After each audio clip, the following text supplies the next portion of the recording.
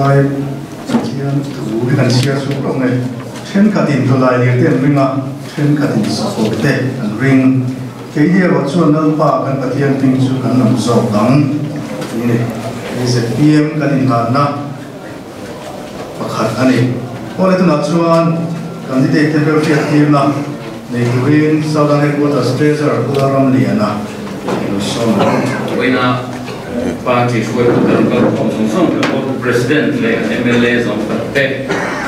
hey kan candidate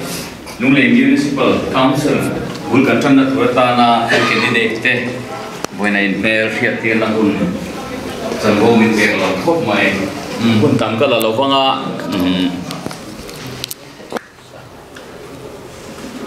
Wena han thuma company khat lek kan soi du chu LMC kan nei na turatan bultan na ni ti kan sia pa chu tin te kan tangin candidate te som chua konga kan in tlan sia kin kan tang na em chu ti lai kara ke ni opposition kan ni a engma antana nem nang tur le han soi mu tur po kan nei lova chu ti lai ka ril ruwa lo om chu then khaten tolai lir teringin ral thom fam kimring ma sela ke ro chuan lalpa ming karing ati kha ke ni chuan kan ma chuanom chunani ti hi alian hle maya thei to pin tong trai na nen kan beya kan mi i te mi puina councilor ta na andu tur le mi thanem ngai klem le lo tur mi hring kan du kan zon te kha ke ni chuan an mani kan biak pialama kan ti theyom chun chu chunglama then kha ani mai ni an manin soidu se kong tam takin he khovel thila chuan ke ni ai thanom tur party an omang ti kan ring chuti lai kara chuan kan rin chan tla kan i sia voina aron langa kan mi it le be se tak telal pan min pe a chung te sunakina kan working president in ala puang don ani voina kan mi tharlom lu turte in mer fiat tirna hi kan nayanga ti chuan an mani ka ko chua ka nga he lai tang hianin kanin tlarleng thei mai ka ringa ti chuan ka soi zo alo in tlarreng sela he kan chairman ne kanin beloka he mi zo hian kan working president in anladin lai ringin antana chet son le lo tho chua that le ngai lo turin kan working president in hun amang chun zo manga mi tharlom na hi ani ha mai don ani kan chairman rem ti na in ole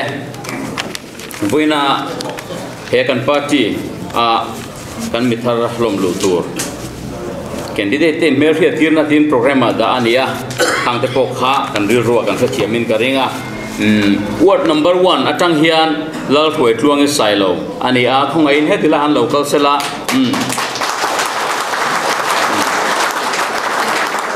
ani hi ko sailo fanu ani a puya ani a thiam dala ma education qualification hi master of social work ni in ama hi ko than le khotlanga po tangkai takani ole kan lome word number 2 atangin lalmuan puiren thei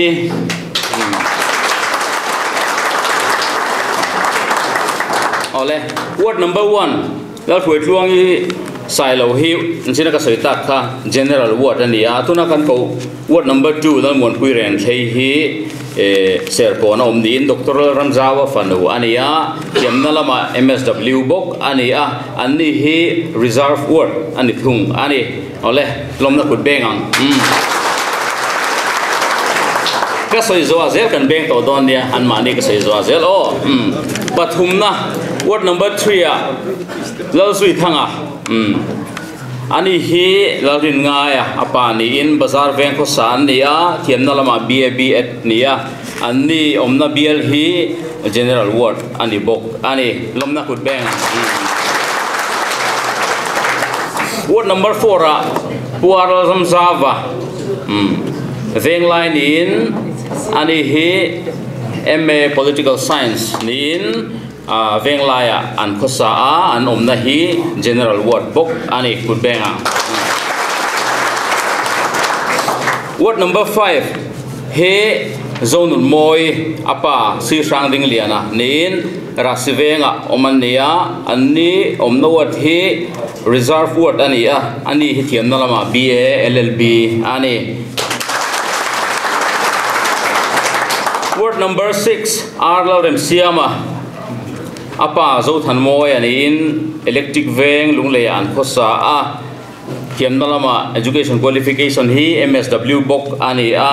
anni omna ward hi general ward ani bok ani ward number 7 Kelorin Oma Phuket di chona fapanin ani hi chan mari khosa anni a thiam na lama BA economics ani ba ka Hindi a hian PU ani boka anni omna ward hi general ward ani bok ani ward number 8 Kemal Som Kimi upa ke satona fanwania ram tharveng nule khosa annia thiam na lama MA geography ania anni omna ward hi reserve ward ani ward number 9 Zorin Sangmar ani hi poich lalsar liana fapa ania lunglona khosa ania thiam na lama hian MA political science ania hei ani hi MNF VC member nilai ania amaro chu LMC bua sainan au party depo achua san fel towa ti hian ZPM ron lutin voina hanlom luturin ron telve thengal ani ward number 10 hi judicial fiat pui ani a puis zachona fanwani a luangmo lungle khosa ani a thiam na lama hian HSSLC ani a ko san le khotlanga le zai po theng po min mang tak anveng VC treasurer nilai independent term ni VC treasurer VC member tling to ani bok ani ani ward hi reserve ward ani bok ani ole ward number 11 vanlal lian pachuo zobok lunglaya khosa ania pu be se pachuo fapa ania ani he kan chiat chian le zwal dem nan tun ma kam politician lui pu siam liana minister siam liana now fapa ania thiam na lama hian BSc mathematics ania anom na ward hi general ward ani hi voina kan LMC than tur kan ma chon me ka me tha kan nei te ania kan working president ina alom lu turin kan ron chop chuak ani kalome lola ding se ula voina local khom zong te Mizoram akal phung thar me pui sarkar loading ve to selati duwa lo pen chuak kan pasal tha tele ron toyom tu zong te AZPM me pui tele aron chim tu te in zawa in chibai kan buk choni wena hian hei mi dom tak he narum tak thok tura lo pen chuak te hi hei kan hadin mulola a then hi chu OMA rong kalo bol pui rep to te ania a then hi chu zilai khoi tu kan nilaya kan tho pui fapa te lo nia katan mi thar tak po ani lutuk big lova chung chuan min ti phur le zual ani thu soi tur tam tak a oma khalam kha chu kan kalkan rianga Zoram People's Movement hian Paul Thiltum pasari ania chung te chu heng te hian ne sarkar kalphung thar mi pui sarkar siam panina ram nam le sa kho hum him tura be ma politics kheldan thiang lim lan tir palina ro rel na dik aom theina tura tho pangana sarkar le partia ahu hawaro rel na collective leadership lan tir parukna zofa tero relna pakhat noya da turabe pasarina ram ro relna pathian ram tundin hei kan ngai poi mo emema kan dan bu kan zia that lena pheisuan pakhat na ram ro relna pathian ram tundin ti he da ani nge ani voina hian heng ZPM thil tumte tihlo tlinga Mizorama ram ro relna pathian ram alolan theina tura lo pen chuak kan mi thar dom tak te en zavayen lom takin ZPM a kan lo lom lu ta chu khan thongai takin en lo ding ze langa hei kan program a hian rinom na thutiam tia oma hei hi political party dang tena anti velem lo amai ro chu ZPM party en trul tlatakan fiat ania ZDG sian ni han kai shoi min han puilok sela hun are noma chu wangin amal te teari nomna thutiam han sir swatir kha ngai lo mai sela ama saberin lal khoi tluangin paragraph khatna khat siaranga achir zoa to lo puan adonga tuna khongain lal khoi tluangin han chiar te se kei te tangkan kei le shwaidang sailo daughter of sailo hian voin marshi kwa sang hi som ni pathum hian siam tu pathian le mi pui te ma a anwaya rin omna tu tiam zong zong hi ka zon ta tang ti ka puange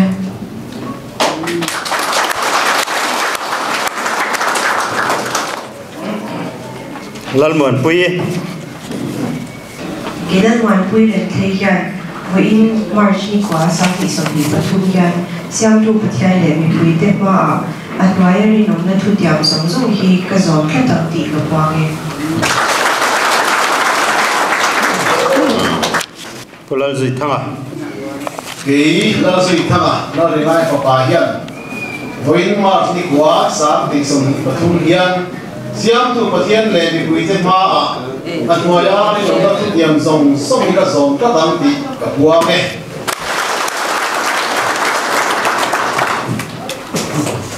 arlal ramzava kei arlal ramzava sono ar ko tu ma hian voin mars ni kwa sam ti som ti pathum hian siam tu pathian le ni puite ma a atmoya ni lona tu tiam zong song ki ka zong ka dang ti puange zonun moi kei zon moi daughter of sisham dilia hian voin marshi kwa sang hi som ni pathum hian siam tu pathian le mi pui te ma a anwaya rin omna tu tiam zong zong hi ka zon ta dang ti ka puange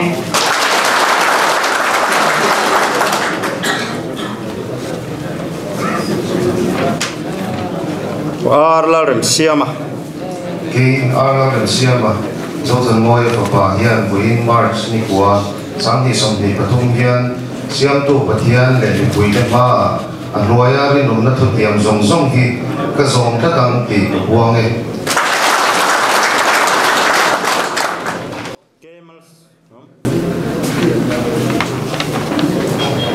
Iskona papa hian voin mars ni kwa sami le som ti pathum hian siam tu pathian le ni pui te ma anwaya rin omna thu tiam zong zong hi ka zong ta dang ti ka puange kemal som kimi kei bal som kimi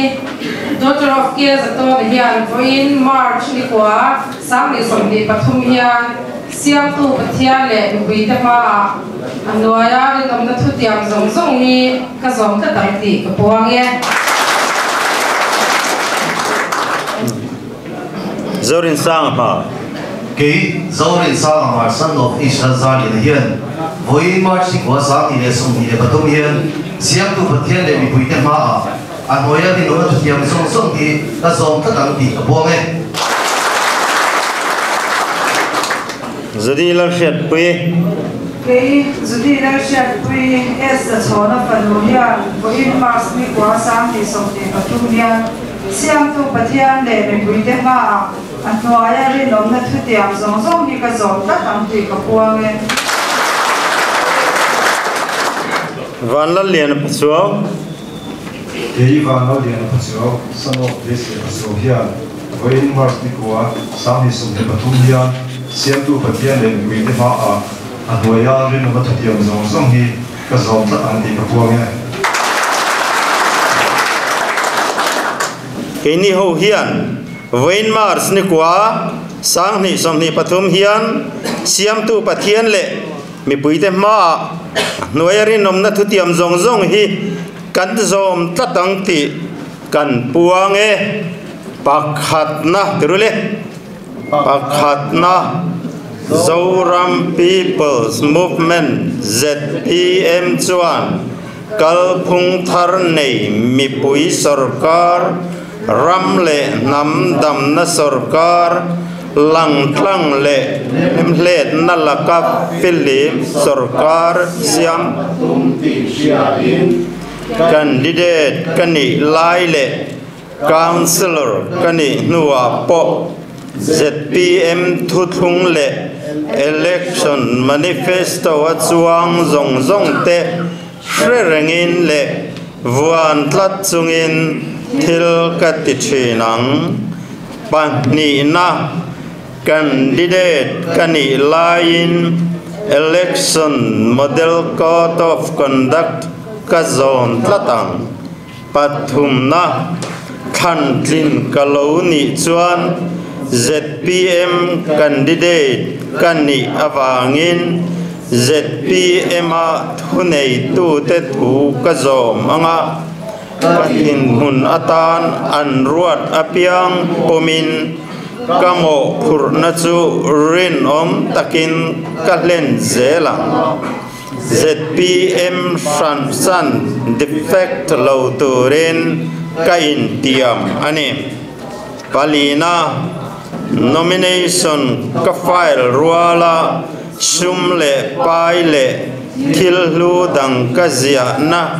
declaration of assets ka thelu chu ZPM general headquarters ka thelu anga hei hi lemlet na a in nam noi rin le pu kani thula le chul danga man karem ti e pangana chung le khat ma ni mi le sa le midang tu te po du sak bik nalaka kain thiar fitlimang parukna pol dang ne na tho ho le in zom na chung changa te ni na le din mun chung changa te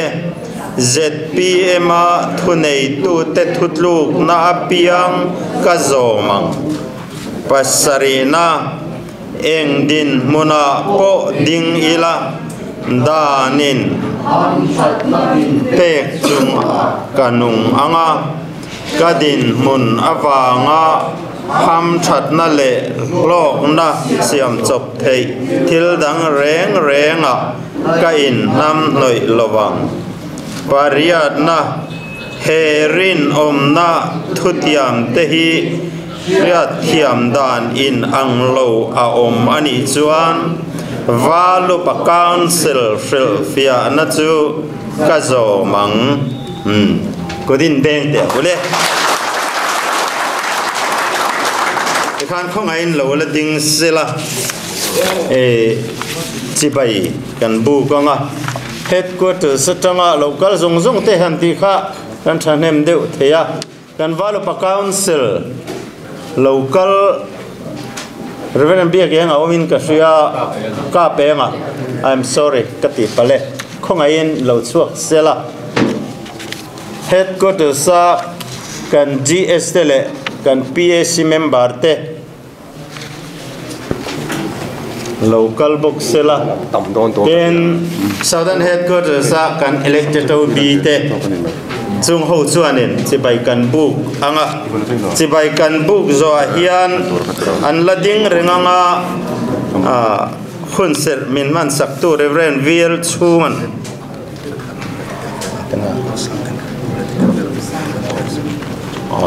headquarters sahan consultant kan neya helayan nin katria PAC member ponomin katria chung pochu lotel sela kan chibai book zo hian an lading zelanga reverend vil chungan an tan tong traina min hlan sak sela athange tuna kan valupa council maran hruai te se reverend dr ka penga chuan rem loading to me rule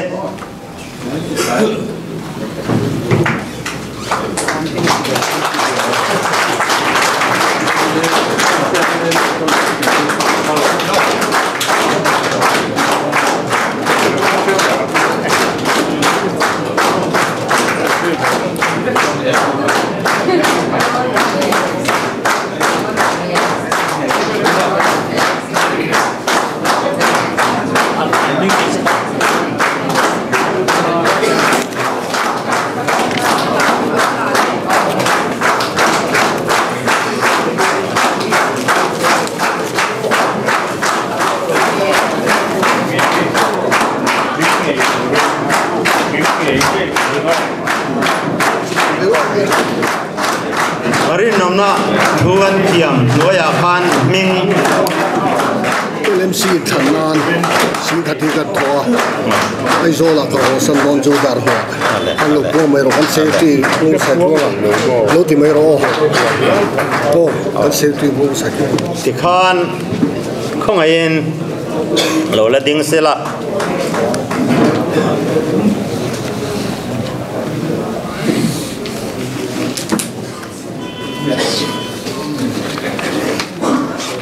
heng vela kan mading te hi Zoram People's Movement Party Iowa LMC candidate tan chuang takin kan puange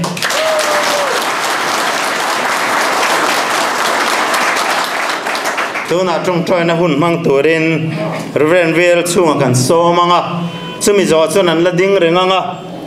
rinom na thutiam an kente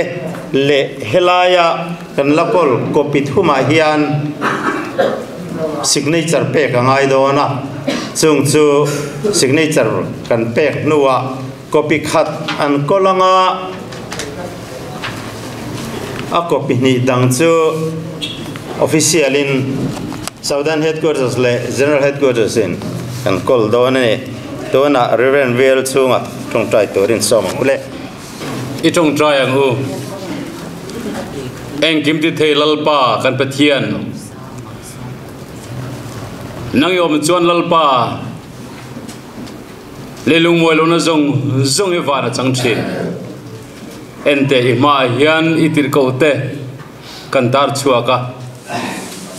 politician an yawanga tar chuak angin langma ila ram siam tur hian ang ni mangdo ni ti kan thia ten lom thu kan rila che khovel thila po imal somna dongin le kathiam tak tak an ni a aro pui kan ti a he ram kwa khom tur hian a thazong an tok tur hian chaknai pek kan duwa heng imi te lal khoi tluang e sai lo te lal zui thanga te zonun moi te keralin omate zorin sanga marte vanal le na pachuaute lalmon puiren theite bilaram zawate aral ram siamate kemal som kimite le judil khet puite hi lal paifsia e siam tu pathian ni adu dani dinani ro pui tare maktaka siam in yang takin heram hen amamodan ang takle he khopui chungen mo ama modan ang takian an mani kai khoila mangla an kong zo tur ko min adik chau zong thiam te turan tran puyang che I thu chau ngai changa lalpa I thu ang lowan khoi don chuan nang ma in la thin la an ne na email lo lang sela email an mu vel lalpa kong tha an the thei nga lang wana hian lungle local council boy pui tur hian mi tam tak chu tha no mang heng mi telalpa kan thlan chu te hi nang man min thlan chu ni ngai kan nga ya lom thu kan soya man ro mangla chan tla kan obani ti thin nung puin lalpa I thu oi zel tur le a thon ni chanalpa har sanate soi senate soi chete po to ngam zel tur hoi sana pela inena kanon la ne kong dik lo lalpa mi ten ko mu thin ma se dik lo an thiat chu nol ngam turin tran puila sumlai pai tam tak mangin thlem don ma se chu sumlai pai jalal pa sam ram siam that na poi mo lo ni ti che in nol ngam turin hena kanon lan tar poke wana hian he ram siam that tur hen lalpa sit om tak angin in ngai thin ma sela nangin rupui takin siam la mi te tar en ton tlar tur hian mi pui ma din tiat la tang che irem rona dan noya om dan an tiam te nan tran puila har sat na buaina lalpa ti sale thara wa po an tongang chunga chan phurngam theitun hoi sari pek zel kan tua fin na rem khriat na tei ba chak na in nangin thuam zelang che chu thuam chu he ram chan chok tur hian nangin mangla tangkai ta mang thiam te turin nangin voina hian bo se zelang che Isu Krista min chan dam tu min kan di le amen khoi takin mi puiten lo se mila an thun mona thu sela ain datin kan ko chua kanga isuanin an ming je chungin hela hian an ming je to piang chaw an lo chua kanga isuan signature pathum an peanga an kultura witness ten an lo zia kanga khoi takin ku pharo thanga helama witness tur hian kan mi som pakhat dam lo na van local thei lo lo maya ayo turin phati rozam kan som chopa anin chom lo ngai thei do na khongai in hela hian lo thu sela kan lo pang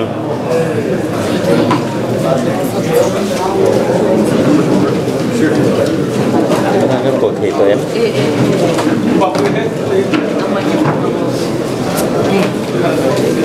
anh đầu tiên ăn cổ thị rõ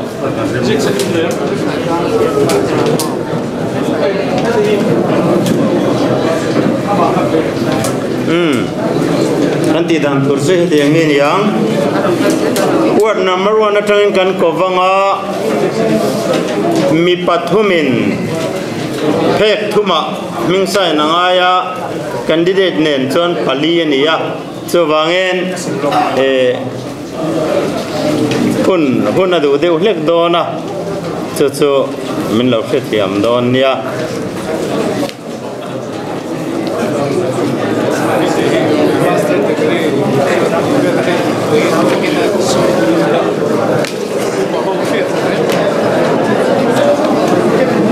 Masa berin word number 1 candidate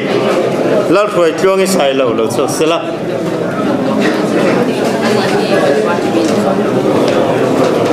kan apa tum kan sign potanga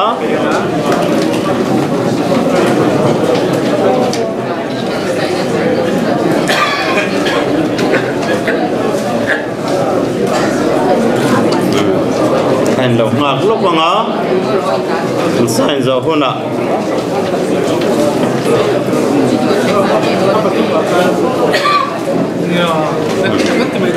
thế nào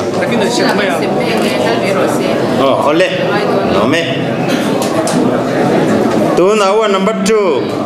lal mon pui ren thei he lai hian amenga sai nanga amenga sai zo kan lo zuyanga kan ti fel huna anena kan pe chong le mayang man mo reng lovin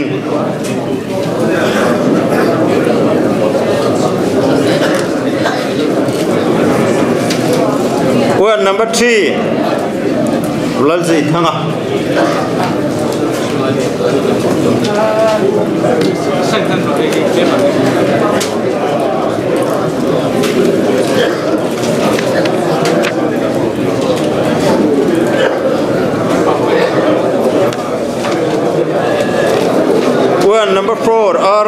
zava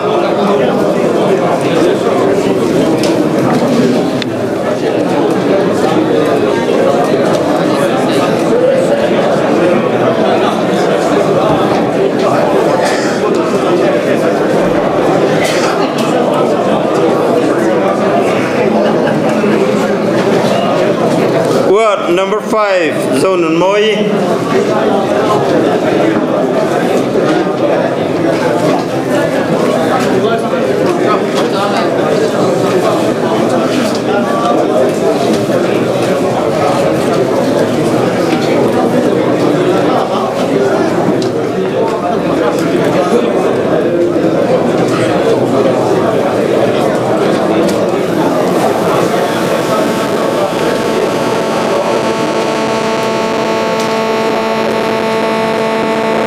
Number 6, municipal councilor te corporator te athok tu ani tu te ani a heta hian ZPM chuan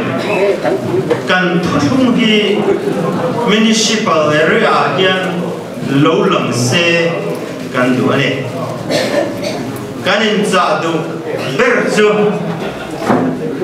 Ramro relna niam beratrama sam berthenge eiruk nahi namen lawado fakturani eiruk nahi ramma eiruk nahi mifel taktura kan ngai ro rel tu kan than suat tepo min cheban kai dang chua pha du ta kan than tepo kum nga ba kan run pei lo thina mi pui te thu sia lo lang thina ne wena kan councilor tura kan ma chok kan chok chua te po hi friend se kan do kan cha chu ei ru na lam hoi chi reng reng le ei ru na pu the laga fili ei turin kan du tak zet ane ZPM chuan mi pui te hi society ale personal siam chat kan dua moral reform kan pui ani chu moral reform ti chatu chu society ya reform ngai le individual reform ngai la ber chu thật chiết là nhiên chú thật chiết là tu chiang tập chú ắt hồ là thiếu xem nhiên vô dân là ni mô ni love mô ắt hồ là bồi sa xem nhiên ni lệ zua la vô dân là ta là bồi sa xem hay chứ real roti chiat na zong zama picheta satu ber ani awangen ZPM party chuan vote zanna angsia athon thil semre reng thang kan tilo ane mi puiten min khiat pui ve se kan do zo in khan don zana thil sem angchi reng hian Chalam ahoy lo ti min triat pui sela min triat pui mula hey hi chu idau tla ma bo last minute policy kan ti he ZPM chuan pai bo kan tuma kan do tlatane ato perna ta chuan tin tu ro ma kan lan chuan mi hausa pui te sumpai nen le enge monen in tiam kabin da kham politics an ron khelang chung huna chuan kini voina councilor tura lo ben swap te hi chuan chu tiang la ka chuan in thia film tram toren kan in nge na chung zong te ti lo thing thei tur chuan meeting hian mo purna kan ne ya van pathian ne na kan councilor tur te hi thane ngai taken ahu hovine mo amaline mo trong trai sat thina o lo Tharlom lumna candidate ko na letrin mo na tiya ni satu football president ke sadam chunga ko kan se kan savai dila kan candidate tu tan yan kan lo lo ma ni pe to kan so pui do ni tian ti na ding chungin ku di ben te mo ko ai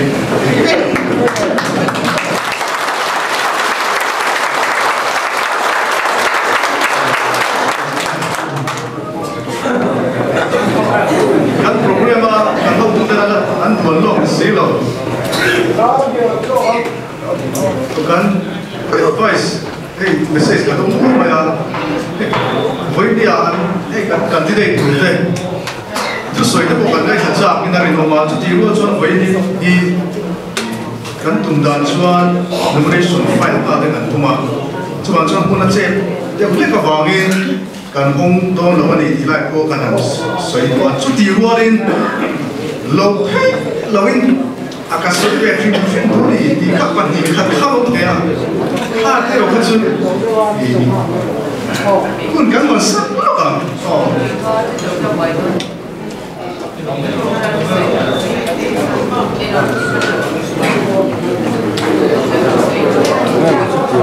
anh đi xuống cần không lồng lồng đó là đi xuống anh lấy về program mà anh đi xuống đó đi xuống đấy đi xuống lồng thắt sợi đó tụi tóc tập cái này với nhà yên cái LMC campaign là tụi ta campaign phải lồng thọ tụi tên một số các bạn các cũng thay với số các cái này là cái unit tech committee tech con candidate thì học tập lâu cần tụi mà donation te kan kona sum te kan tua ko ani chuan ei voin dia sum kan don te kan hanta lang ve manga uchong hira ma eng store cha ma ri min cheng sa ma aron thoni chuan ko nu na IFS ai zo college van kan unit president in cheng sin khat mur sai nuanga sai lo kan setting jena headquarters in chen sin khat aron thok tin kan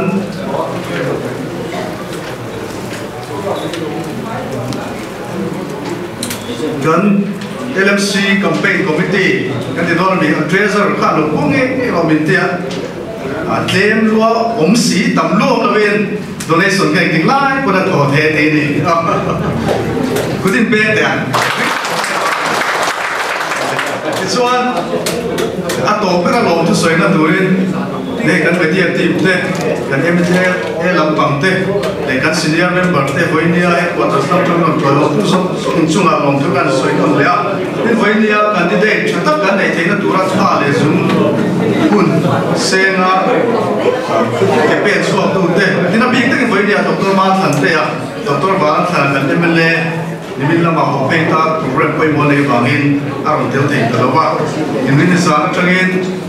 to soina la ya don chila achunga po lo tu kana sei ani chuan kan sa vai ding la không ai kan sa vai ding la ka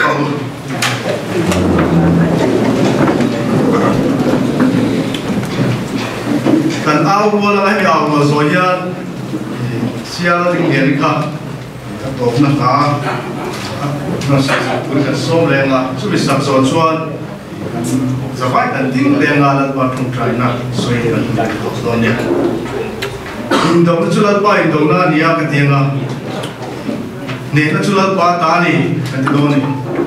kalau jual opan par cumi ketiga, Indo na jual apa Indo na niya,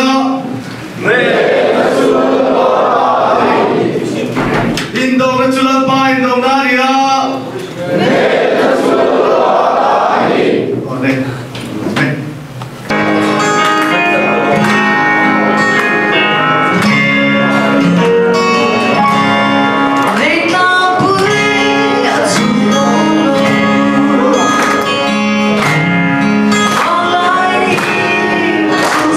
Change.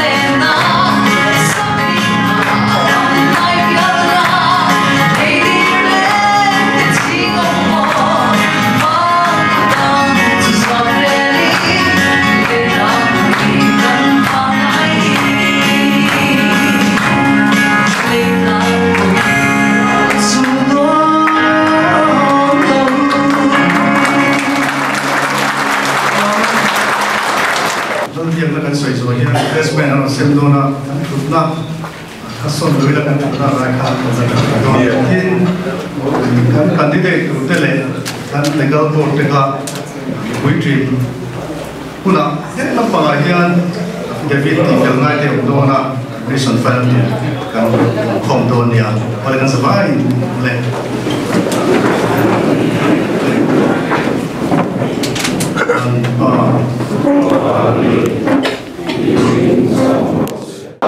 Hei tu na hian kabula puti PEC lalven chunga ZPM an ho tu party meng PEC member athu soi te kan hufowa he alak viau me thala kuitun tama ain thakru nom viau ma ro chu heti in buta ka chuan kan han pot peng lokania tun LMC in than chung changa hian engamo soi tura nei chuan toy temin soi sak turin kan han be se nia puti PEC hei hun kan nga lo viau ma ro chu engma soi tir lo te chu kan in thiam don loin kan ria engwanga ron phei nge in di reng reng min han khul pasana ole ama sain lom thu ga han soya tu nang hun thate media ina min han pe thei hi nie tu hun ka ron phei hi lunglei general headquarters takin mi ngam zat kan ron phei ya lunglei municipal council election masaber ma chon turin kan hanin bot sai ania he kanin bot sai na hian ZPM party hianin kanin pocha nari to khomaya ke phei chu head general headquarters in committee edina chairman nin hoi ngam zat headline ron zin toin kanin pocha nia tun huna hian candidate som pakhat kan han puang theya kan chetra thokhat tura alan na chu general wata po mei chia reserve seat ni lo candidate te kan han nei le thei zela mi pui min thlir dan min mu dan te kholai te kan han wa ka tu kinanga te po party dang te po kan han bia be se na sang viau maya lunglei mi pui te kan ram kal phung khrechiang tu te an yangin ke ni po kan be se na sang le ti kha kan soi thei ni se ne so yong khan hei candidate din nei tha the tho viawa ke manau pangzok mi fing si ti mayang mi chuan om tak tak te han uap tur khan senior lampang in nei tel le boka tin voinin program po kan han ena achunga leng lo te step pa khu ti lai thang han in tarvek maya opposition ni chung si khan in boro khi alian viau maya tuna LMC in result hian kum top MLA election hi akhil theido ni in frame adi khop maya ne party pathum ten candidate kan han pong to kan boro ka tang chuanin lom om kan tia chuti role ro chuani zona ka thil poimo tak maya nia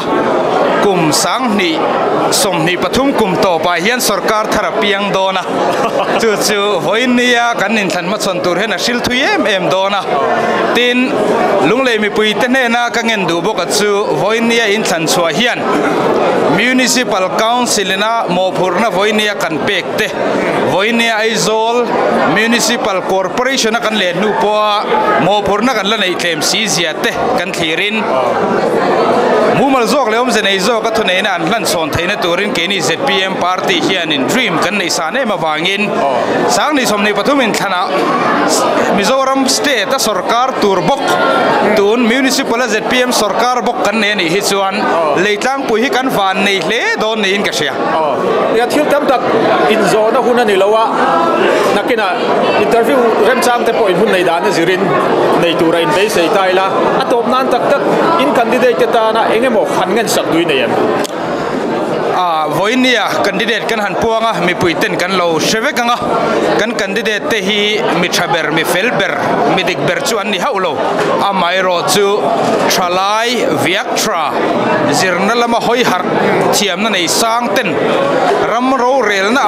khotlang tan heti tak maya phur na ne nan ron pen suak hi alom om katia chung me te kuta chuanin ro rel na hi kan hlan na hun ve to tak zat ti kha ka han soi dua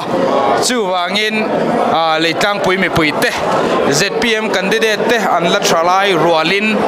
thiam na lama po za puyom lo takan ni chuti ruale ro chuan mi ro pui ber ero an ni lo ti kan thria sumle pa ya ani emo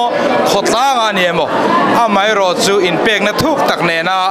he khotlang ta na rongbol turan in pek na hi zaom kan tia ZPM ina ram ro rel kan tum da na kalphung thar kan ti hi kan candidate te mela hian langin ka tia chu wang chon khongai taka kan candidate te hi